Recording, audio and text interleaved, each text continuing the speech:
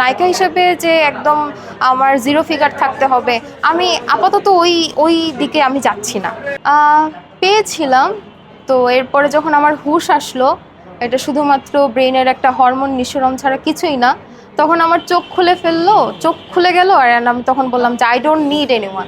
কারণ প্রেমিকের ভালোবাসা যেটা হয় যে বাবা মার বাইরে একটা মানে ইউনো, যে মানুষের বাইরে বাবা মার বাইরে একটা ভালোবাসা মানে একটা মেয়েদের জন্য অনেক কিছু। যে মেয়েটা তখন মনে করে যে হ্যাঁ হ্যাঁ ও আমাকে ভালোবাসছে, না জানি কি একটা পেয়ে ফেলেছি।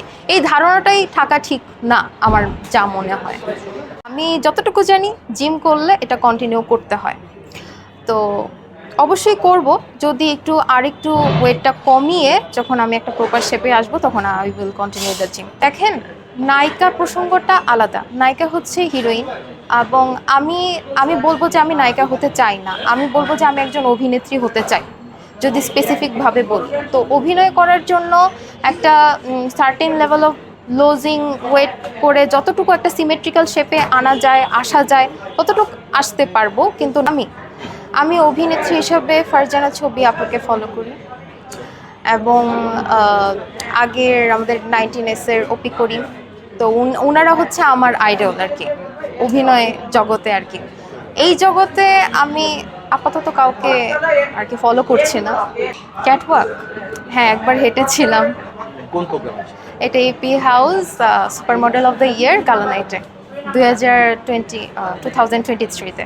আমি এটা ওই দিনও বলেছিলাম, আমাদের আরমান ভাইয়া CEO of the AP house আমাদেরকে প্রায় 6 ঘন্টা যাবৎ 6 ইঞ্চ হাই হিলসের উপরে সে প্রতিনিয়ত প্র্যাকটিস করেছে। And he was like super frustrated, কারণ একটা মানুষ মেনটেন করতে করতে একজন এইদিকে চলে যায়, আরেকজন ওইদিকে চলে যায়। ক্যাটওয়াক তো বুঝেনি, প্র্যাকটিসিংয়ের সময় তো আর কোনো হুঁশ থাকে না। তো আমরা 6 ঘন্টা হেঁটে তখন একটা ক্যাটওয়াক করি। তো ওইটাই ছিল আমার একমাত্র এক্সপিরিয়েন্স। এরপরে আমি ভিজুয়ালের দিকে মুভ করি যখন দেখলাম যে আমার পেশেন্টটা মোর ইনটু অ্যাক্টিং, যে জিনিসটা আমি গ্র্যাব করতে পারি এবং পারছি। তো আমার মনে হয় যে সেটা নিয়ে আগানোটাই বেটার। তো আমি এখন ওই দিকেই আর কি বিজ্ঞাপনে ইনশাল্লাহ যদি নসিবে থাকে। টিভিসি অফিসের অফার থাকে, কিন্তু লিডে আমি পাই নাই, কিন্তু করলে করব লিড।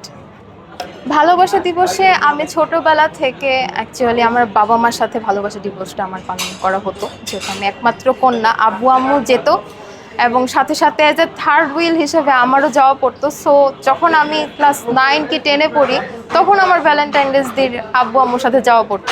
সো এত কাপল দেখে আই ওয়াজ ফ্রাস্ট্রেটেড। বাট এখন নিজেকে আমি খুব গর্বের সাথে সবাইকে বলতে পারি যে না, আমার প্রত্যেকটা ভ্যালেন্টাইন্স ডে আমার বাবা মার সাথে পালন করেছি, এখনও করছি। আমার কালকেও বাবা মার সাথে প্ল্যান আছে, আমি তাদের সাথেই ঘুরবো।